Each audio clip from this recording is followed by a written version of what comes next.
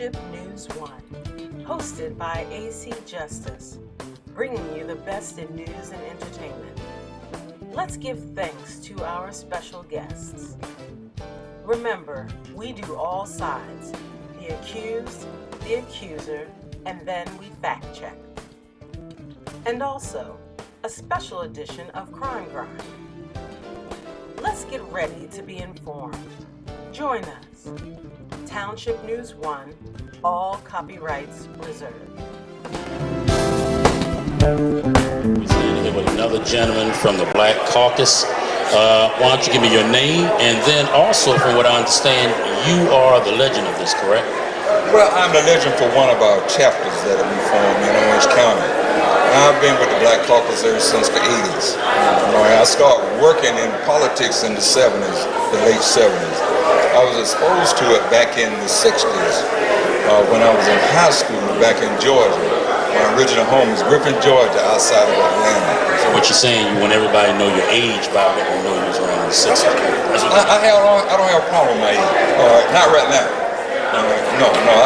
Another 10 years maybe, but not right now. He doesn't want to tell on himself, but it's okay. We're at Japec, we can do what we got to do. Now, let's get back to the subject.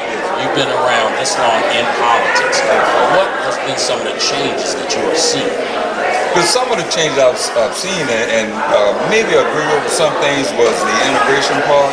I'm not in full agreement with it, but some things has changed for the benefit of all, but just not some of the way it was done. I am still trying to discover who decided that we have integration. For me, at sometimes separate but equal was much better for us because we had control of things that happened with us. But then when we integrated, it changed a lot. They started taking our kids from our communities to the other community.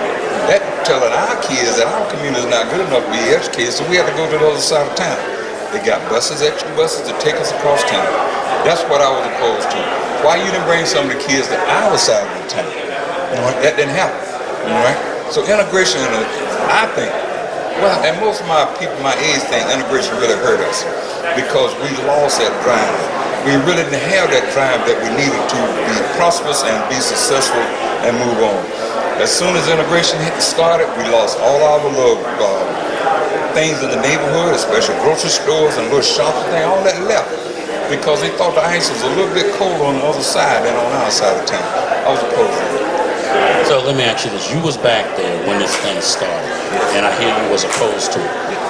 What were the struggles? And this is something we're going to do with it. What were the struggles back then as far as, it's a lot with history, and I'm learning more and more. So what was the struggles, and who was really opposed? Was it just our people was more opposed of it? Because I already know the white folks was. So tell me, where were you at in your state of mind? I know you was opposed with it, but what else was going on as far as you was worried about the kids?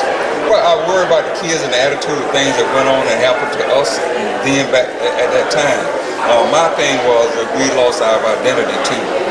Like I said, we thought everything would have been better on the other side. The ice is still the same, it was just as cold, but not, and we thought it was colder on the other side. It wasn't happening.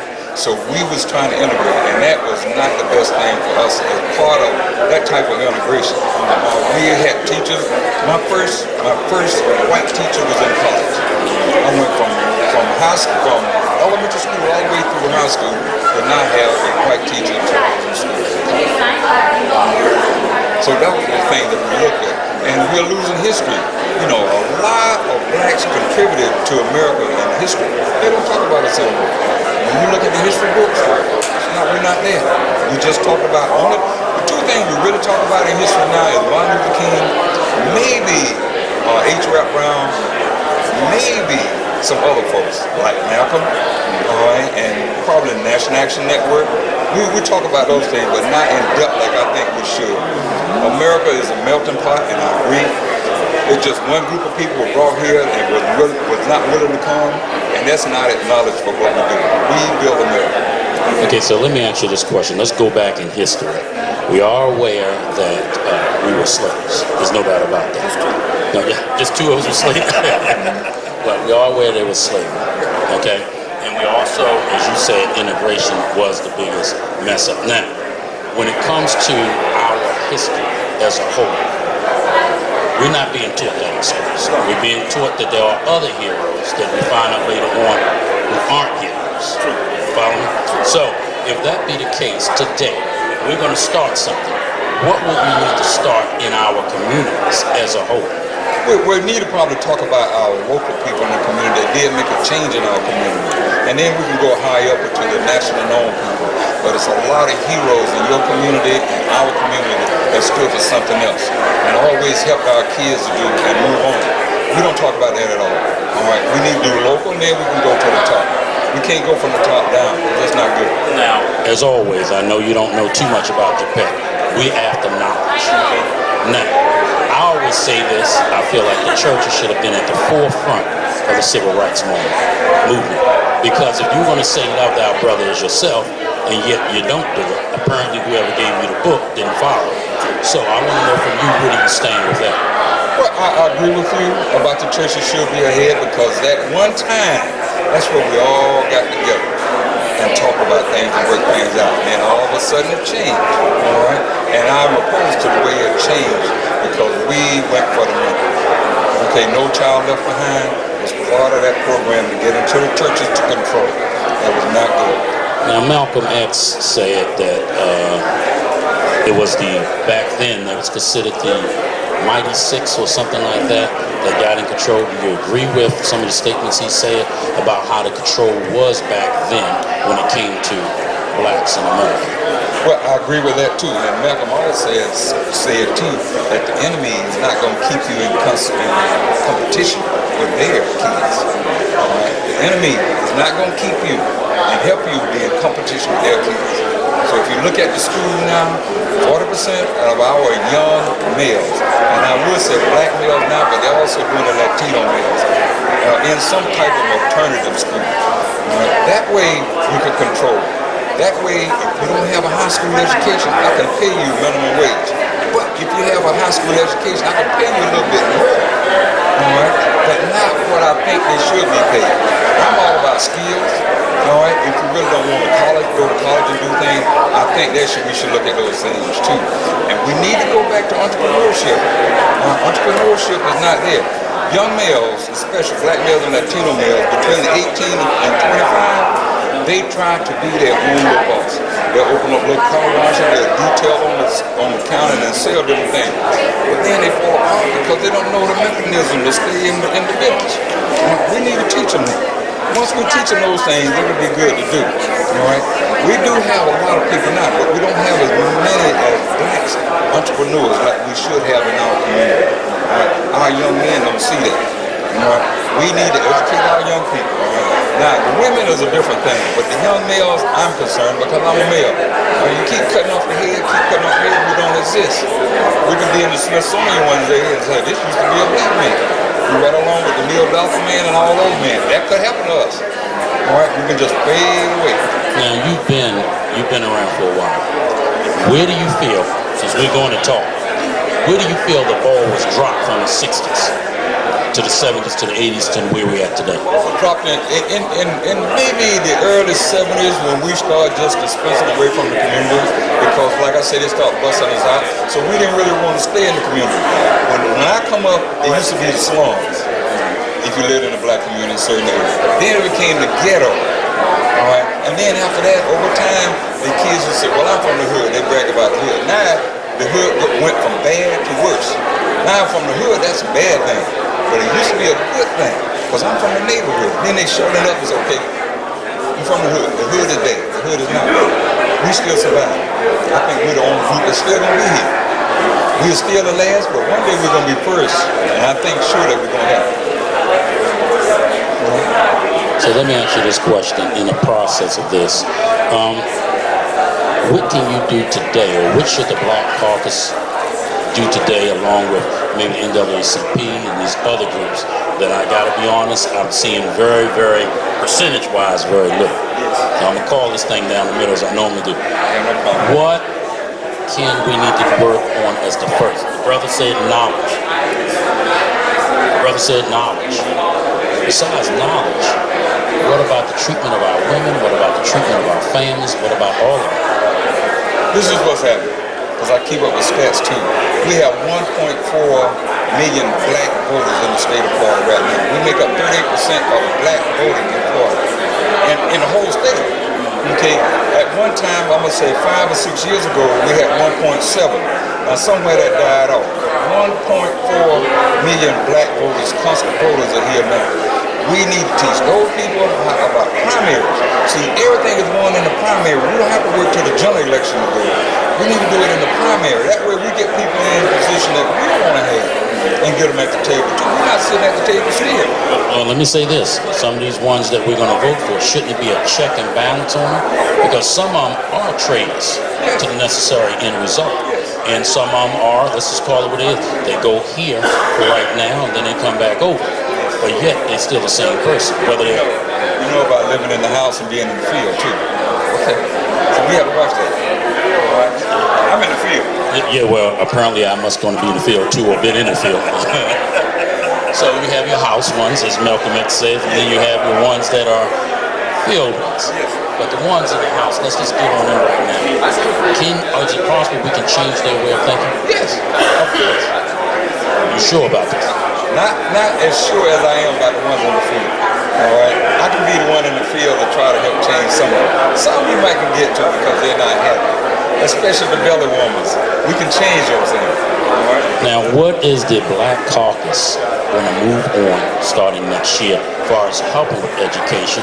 And then will we be able to, as Japec go, to follow along with this to make sure, as always, we keep people accountable and make sure they're doing it? Well, when I attended the meeting this morning, we're supposed to be doing a check and balance system. We're going to interview people that think like us and want to get some of our things. I'm not saying everything will happen all at once, but maybe we have 3 to 5 things that we need to make happen, all right, for us as black folk. All right. Now, the Democrats and the Republicans has not always been our friends. You know, right? Some still voted to keep us incarcerated. We get promises and it never happened. You know, we need to negotiate. I think right now, as far as the black Democrats, we have a plan that we can play with. All right, we can get some things done if we institute it right. All right, once it's instituted right the way we want to do it, we can be happy too in America and Florida. So let me, in closing, what I'm going to ask you is a very simple question. The Black Caucus, okay? Now, I haven't heard too much from you guys as far as doing something. I want to know what is going to be the big thing next year that us blacks can look forward to you moving on. We've talked with the NAACP. We've seen all the other groups, and it's great to have it.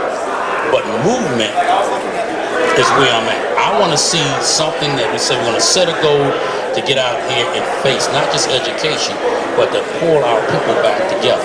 What would be the main thing to start pulling them back together? Put aside voting. As men, what can we do? Are we going to go in the neighborhoods with 5,000 strong and get these drugs out of here ourselves? Should we take on that? Should we turn around and talk to some of these pastors and churches and tell them to stop going this thing down because we need to do something about it? What would be the first thing you suggest next year? If I was going to draw a group together, what would we do? The first thing I think we should is unify. We need to unify together. We need to come together with one happy goal. And one happy goal is to talk about the problems in our neighborhood. One of the problems in our neighborhood is housing. All right. The next one is education. We have Ben Carson. What do you mean?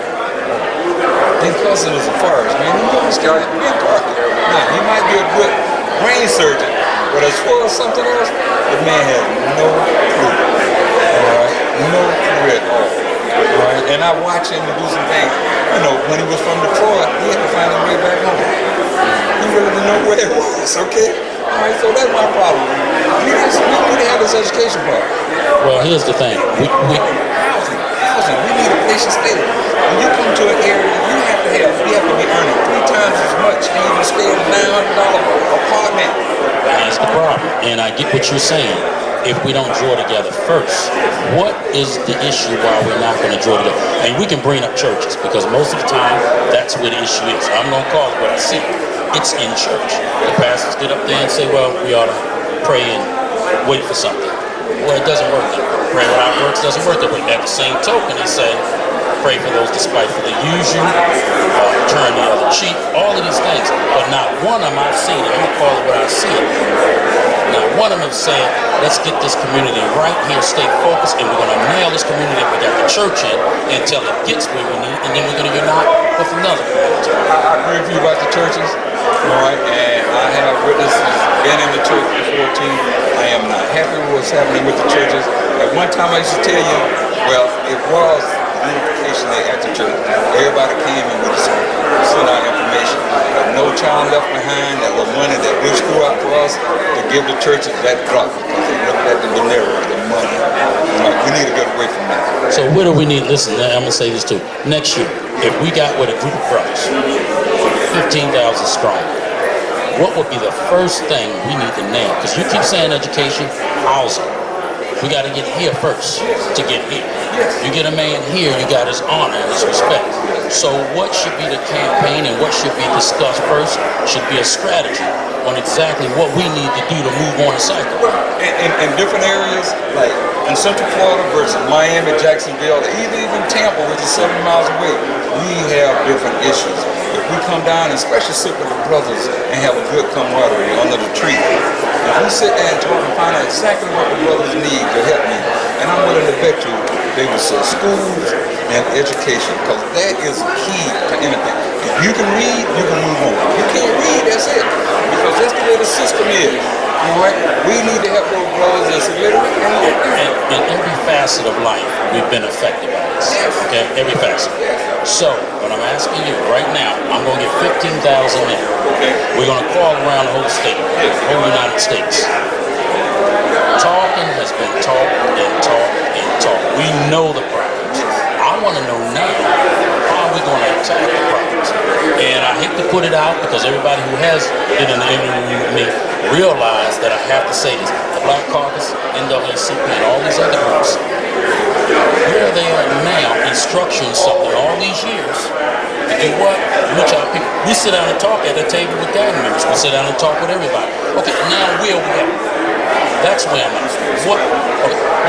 When are we going to get squared to? What is the real plan behind it? What I'm saying is we need to have a basic plan, not just about we're going to write everything down. We know housing. In fact, there's not one piece of anything dealing with us, including merchandise, that's dealing with us that it hasn't been affected. Copyright, stolen, housing, finance. You can't even get a house nowadays without them raising it because of your color. Now, I want to know from you, we already know the problems. Help me understand, what is the Black Caucus versus other groups going to do to say, let's sit down. In fact, invite me to the meeting because it needs to be done where we have a master plan. Everybody else has a master plan. They had a plan when they decided to take history away, and they've done very good because you don't know who your great-great-great-great-grandfather was, and neither do I, and we don't honor them as if they honor theirs. Am I right? All right. So they honor theirs with statues. Yes. What do we honor? We don't even know who they. In fact, you probably related to me along with my camera guy back there, because remember in Baltimore they turned around and did what? They had your women what? Women slept with their sons and their fathers. So we don't even know who we are. So why don't we take them back first and then bring them forward? And that's what Japec is about. So I'm saying to you, what is the first thing? That was just a bit of knowledge, but you're probably related to me. We're killing each other with family members because if you sit down and think about it, after they had you make, they took the kids and they shipped them across the United States. They didn't go back to Africa no more. No. So now that we know that and we know what their problem was back then, I need you to tell me what all of these groups gonna finally do, because talk time is over. Right, with the NAACP and all the other groups, they still haven't done anything in the last 10 to 15 years. They seem to be afraid to step out. But they always say the same thing. We're going to talk. So tell me now, what are we going to do? I like to unify. I like to sit down with the brothers and we work out a plan. Right? My plan is, what I like to see happen is like housing. We need a place to stay. Once you cover your behind, we're all right. We're safe. I will go along with you with housing, but I'm going to have to call you out on that. The problem is with housing is some don't have housing, they still ain't going right. So let's do this. He has housing, they have housing. Where are we at now? Everybody in here got housing. Help me understand what we do next to get them. It's great to have housing and Medicare and all of these things. Mentally, we still don't harm each other. Where are we going to start? That's the problem. So it's okay to get them at the table, but we still got to move on what we're going to do once they're there. I want to hidden problems. Don't get me wrong. The thing with the Crips and the Bloods, now I understand it's the truth with them now. They don't fight each other as much. All right, they sit down and try to work out their little area. Because I understand too, looking back in history, I know Compton was all white at one time until moving in, and then they left. That fight went out. But that usually happened in any big city. Now we have them coming into the city, back to the city now, and running them out. But I'm asking you again. Let's get back to this. Let's go back. What are we going to do to get this thing done? It's great. Housing. You said housing. Let's deal with housing. Okay, we deal with all the housing issues. We deal with all the drug. Now, mentally, we're going to attack this because mentally they still going to go out and continue doing the same thing. But no, now we got to do job skills. You're saying we got housing and jobs. Yes, well, not everything, but we need to be conscious of what's going on around us. And if we can make some money, we'll be able to stay in that house, and we can be able to buy food for ourselves, and we won't have to live with the government giving us handouts all the time. And then when everything come up with poor people, the first little people you see is little black kids. All right? You know what? I hear this all the time, and I agree with you. Okay, again, step one. Tomorrow morning when you leave me, as I told one of the chief of police in Baltimore, it's great for us to talk about. Tomorrow morning, what are you going to do effectively to say we need to come up with a master plan before we meet anybody? That's a good one. Because you can't. I know what I think we should do. That's what. Yeah, you're saying housing.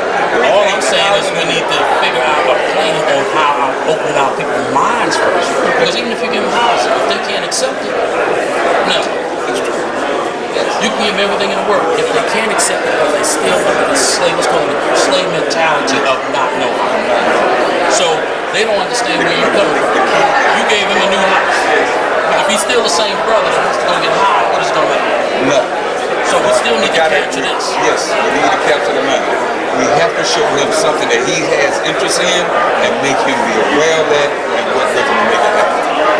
Every brother got an idea of something that he wants to do or have done. Now, selling drugs and marketing, that's all it is. You're marketing the wrong thing. Correct. All right. Once you take those skills and start making it work for you professionally, you'll be all right too. So again, I said this to you. Do we agree that mentally, that's what we need to start? Yes. We need to start with the money. Right. So we need to study the YEAR Caucus and NAACP have meetings about our issues. We need to have some mind meetings first. Yes. But you got to set the tone before you can move on. You agree? I enjoyed talking to him. You got anything you need to say to my audience? And, oh yeah, we're going to follow this guy. Oh. Well, look. My family, I have family from Baltimore. They live on Payson Street, if you remember the area. Oh yeah. I had 12 sisters and brothers that dad's second family. Your dad's second family? Yes. Dad's second. 32 of us. Oh yeah, we need to talk, all right? I'm from that area, all right, and I had a chance to meet them all right? My brother and I was the first family, and he had 12 months. I had 14 kids. We have a host of aunts and uncles and all that stuff too, all right? But what we need to do is brothers sit down with each other and talk, all right? Now, I also read that since brothers are against each other, and they say we came from different tribes, that's why we always fight each other, which I don't think that is true, all right? We still look at each other black, all right? And that's what we need to do, all right? We need to come together in unity, all right? Even if we're from different tribes, we can still come together. In Africa, they spoke Swahili. They were different from Lubu and all these other tribes, but they got one language, and that's what we need to do. One language to help us out in America. Here's what we are going to do. We're going to actually follow this gentleman right here, follow the Black Caucus, start next year, and then see exactly. Now, everybody who knows me know I call it like it is. I want to follow you with this Black Caucus. I want press releases. I want you guys word that you're going to come up with not a summit where you sit down and categorize the problems. We already know the problems. We need to figure out how we're going to attack the mind to get it. Because if you got the mind, you got the loyalty and arm. And that works in gangs as well as the military. So, we've done all of this before. 200 years. When are we going to attack that mind to let them know that that's my brother right there? Maybe we need to have sessions where he realizes that down the line, he probably related to me because his great-grandfather could have been born by my grandmother's time. We need to get the spear and the shield and go out. Okay? We're going to sit down and get another interview with him in time to come. Thank you for your time. You got any last words? No, that's it. Unity is what we need to do. All right? We'll be right back.